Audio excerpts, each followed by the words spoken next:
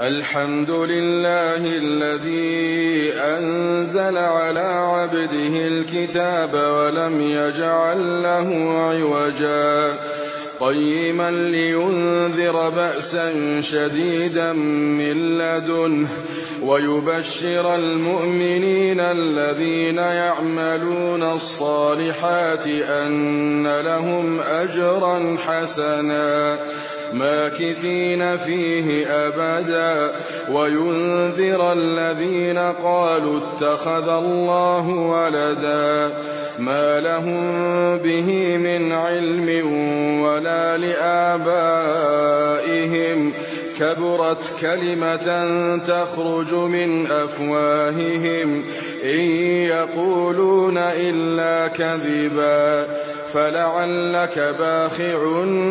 نفسك على آثارهم إن لم يؤمنوا بهذا الحديث أسفا إنا جعلنا ما على الأرض زينة لها لنبلوهم أيهم أحسن عملا وإنا لجاعلون ما عليها صعيدا جرزا أم حسبت أن أصحاب الكهف والرقيم كانوا من آياتنا عجبا إذ أوى الفتية إلى الكهف فقالوا ربنا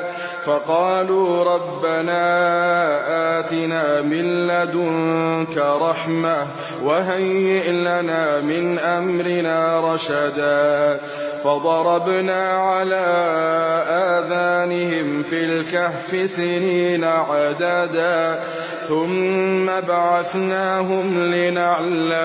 لنعلم أي الحزبين أحصى لما لبثوا أمدا نحن نقص عليك نبأهم